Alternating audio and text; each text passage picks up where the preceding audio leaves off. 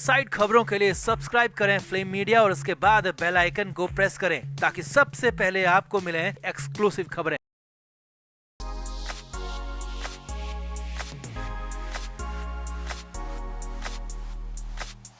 महाराष्ट्र से बड़ी खबर है, बहुत बड़ी खबर। विधानसभा चुनाव में महाराष्ट्र के दोनों गठबंधन महाविकास अघाड़ी और महायुति आपस में भिड़ने की तैयारी कर रहे हैं। तो वहीं दूसरी तरफ केंद्रीय गृह मंत्री अमित शाह और डिप्टी सीएम देवेंद्र फडणवीस ने उद्धव ठाकरे को निशाने पर ले लिया, सबसे बड़ा हमला कर दिया, पुरानी पोल पट्टी खोलकर रख दी। जी हाँ, 5 साल पुराना किस्सा बता दिया और मामला औरंगजेब तक पहुंच गया, जिसके बाद पुणे से लेकर मुंबई तक आग लग गई। तो दिखाते हैं, बताते हैं आपको। आप इस वीडियो को शेयर करें और कमेंट बॉक्स में अपनी राय जरूर दें।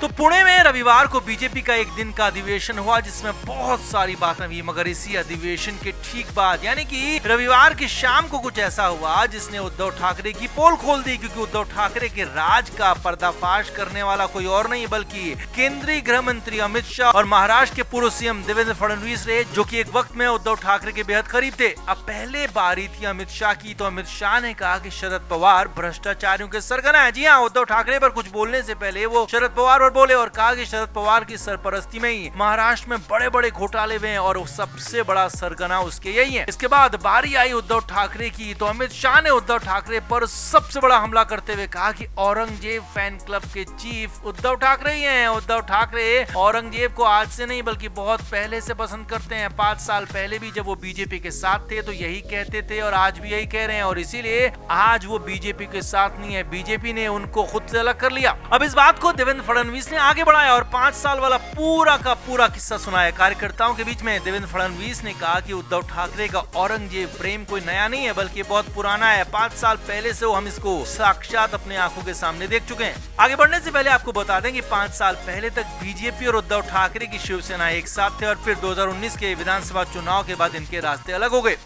खैर, फडणवीस ने आगे कहा कि औरंगजेब इनके पसंदीदा हीरो रहे हैं और उनको खासा पसंद करते हैं। अकेले में हमेशा ही औरंगजेब की तारीफ किया करते थे और मुझसे कई बार इन्होंने औरंगजेब की तारीफ की, औरंगजेब के शासन की तारीफ की, और आज ये उसी फैन ग्रुप यानी कि औरंगजेब के फैन ग्रुप के चीफ बन चुके हैं, औरंगजेब को पसंद करने वाले हैं, और इसीलिए तो अब इनको मुस्लिम वोट भी मिल रहा है। जी हाँ, देवेंद्र फडणवीस ने बड़ा खुलासा किया कि जो औरंगजेब हिंदुओं के हमेशा खिलाफ रहा, जिसने जजिया कर लगाया, वही उद्धव ठाकरे के हीरो हैं। उसको उद्धव ठाकरे हमेशा हमेशा पसंद करते रहे और अब तो वो खुलकर पसंद कर रहे हैं। पहले चोरी छुपे बोलते थे, अकेले कमरे में बोलते थे, लेकिन अब खुलकर बोल रहे हैं और इसीलिए अब इनको मुस्लिम वोट मिल रहा है। और देवेंद्र फडणवीस ने कहा कि इसी वजह से मुस्लिम अब उद्धव ठाकरे को वोट कर रहे हैं, क्योंकि अब वो हिंदू हृदय सम्राट बिल्कुल नहीं रहे बल्कि अब जनाब उद्धव ठाकरे हो गए और अपने पिता को भी, बाला साहब ठाकरे को भी जनाब बाल ठाकरे बनाने पर तुले हुए, और हम इसे बर्दाश्त नहीं करेंगे, होने नहीं देंगे, क्योंकि बाला साहब हम सबके पूजनीय हैं और बाला साहब को अगर जनाब बनाने की कोशिश हुई तो इसका मुंह तोड़ जवाब दिया जाएगा, ऐसा होने नहीं दिया जाएगा।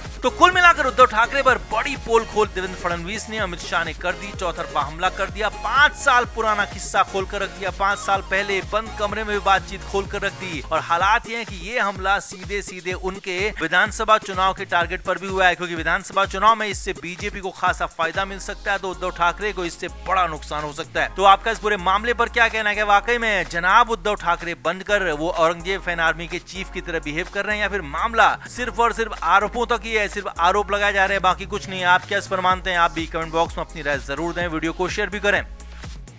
कांग्रेस ने जो फैसला इस बार लिया है उससे शिवसेना यूबीटी पर उद्धव ठाकरे पर आखिरी कील कहा जा रहा है, क्योंकि फैसला सीधे सीधे ठाकरे के भविष्य पर चोट करने वाला है, सीधे सीधे उद्धव ठाकरे के राजनीतिक भविष्य को अंधकार में डालने वाला है, क्योंकि ऐसा ही कुछ हुआ है। सीधे सीधे मामले पर आते हैं। शुक्रवार 19 जुलाई को कांग्रेस ने मुंबई में एक बड़ी मीटिंग की और देर शाम ये मीटिंग हुई जिसमें बहुत बड़ा फैसला लिया गया। अब आपको आगे बढ़ने से पहले आपको बता दें कि पहले ये मीटिंग शुक्रवार को नहीं होने वाली थी, लेकिन आनंद फानंद में मीटिंग बुलाई गई और मीटिंग में फैसला लिया गया कि उद्धव ठाकरे को मुख्यमंत्री का चेहरा नहीं माना जाएगा। जी हाँ, कांग्रेस ने प्रस्ताव मीटिंग में पास किया, फैसला लिया कि उद्धव ठाकरे को किसी भी कीमत पर महाराष्ट्र में मुख्यमंत्री का चेहरा उनका गठबंधन नहीं मानेगा और राज्य में मुख्यमंत्री का चेहरा महाविकास अघाड़ी गठबंधन होगा और गठबंधन के ही बैनर तले चुनाव लड़ा जाएगा और चुनाव के बाद ही मुख्यमंत्री का फैसला लिया जाएगा। अब बड़ी बात यह है कि इस मीटिंग को महाराष्ट्र कांग्रेस के अध्यक्ष नाना पटोले ने बुलाया था और इस मीटिंग में कांग्रेस के राष्ट्रीय महासचिव संगठन केसी वेणुगोपाल भी शामिल हुए, जो कि पार्टी में राहुल गांधी और खड़गे के बाद सबसे ताकतवर इंसान है और महाराष्ट्र कांग्रेस के प्रभारी रमेश चेन्नीथला भी इसमें शामिल हुए। अब खबर सिर्फ इतनी नहीं है कि उद्धव ठाकरे को सीएम फेस मानने से इनकार कर दिया, मना कर दिया, बल्कि इससे भी बड़ी बात यह कि फैसला उसी दिन लिया गया जिस दिन सुबह सुबह संजय राउत ने बयान दिया था कि महाराष्ट्र में मुख्यमंत्री का फेस कौन है सब जानते हैं, सबको दिख रहा है और उद्धव ठाकरे का नाम सीधे सीधे संजय राउत ने लिया था और कहा था कि उद्धव ठाकरे ही इस बार भी मुख्यमंत्री का चेहरा है। और उसी दिन शाम को आनंद फानन में कांग्रेस ने बैठक बुला ली। बैठक ये पहले शुक्रवार को नहीं होने वाली थी, लेकिन संजय राउत के बयान के बाद तुरंत नाना पटोले एक्टिव हो गए, सभी से फोन पर बात की, यहाँ तक कि राहुल गांधी को भी भरोसे में लिया गया। राहुल गांधी की हरी झंडी मिलने के बाद मुंबई में बड़ी बैठक का आयोजन किया गया और बैठक का मैसेज सीधे सीधे मातोश्री तक जाए, उद्धव ठाकरे तक जाए, बड़े बड़े नेताओं तक जाए। इसके लिए केसी वेणुगोपाल खुद बैठक में शामिल हुए और बड़ा फैसला लिया गया कि उद्धव ठाकरे को किसी भी कीमत पर कांग्रेस मुख्यमंत्री का चेहरा नहीं मानेगी, वो सीएम फेस नहीं होंगे। अब इससे पहले शरद पवार की पार्टी भी साफ साफ कह चुकी है कि उद्धव ठाकरे सीएम फेस नहीं होंगे और ये चुनाव के बाद तय होगा कि मुख्यमंत्री कौन बनेगा। अब कांग्रेस ने उस फैसले पर मोहर लगा दी है, जो कि उद्धव ठाकरे के सिर पर चोट मानी जा रही है, उद्धव ठाकरे के सिर पर आखिरी कील मानी जा रही है, क्योंकि कई दिन से उद्धव ठाकरे फड़फड़ा रहे थे, संजय राउत फड़फड़ा रहे थे और खुद को महाराष्ट्र का सबसे बड़ा नेता मान रहे थे, मगर कांग्रेस ने एक झटके में शिवसेना यूबीटी के लिए सब कुछ खत्म कर दिया और ठाकरे को कहीं का नहीं छोड़ा। अब कहानी है कि उद्धव ठाकरे बीजेपी के साथ जा नहीं सकते हैं, अकेले चुनाव लड़ने की हिम्मत अब उनमें बची नहीं है और कांग्रेस उनको झटके पर झटके दे रही है। शरद पवार की पार्टी भी पूरी तरह से कांग्रेस के साथ है। तो ऐसे में नाना पटोले ने वो कर दिखाया जो कई दिन से कह रहे थे। उनके तेवरों से लगता है कि इस चुनाव में उद्धव ठाकरे को और ज्यादा मुंह की खानी पड़ सकती है। अभी तो उद्धव ठाकरे को और ज्यादा बेइज्जती झेलनी है, क्योंकि नाना पटोले कई और बड़ी प्लानिंग करके आगे चल रहे हैं। तो ऐसे में आपका क्या कहना है? क्या कांग्रेस और नाना पटोले ने बिल्कुल सही फैसला लिया या फिर उद्धव ठाकरे के साथ अभी गलत हो रहा है? आप क्या मानते हैं? कमेंट बॉक्स में जरूर से जरूर बताएं, वीडियो को शेयर भी करें।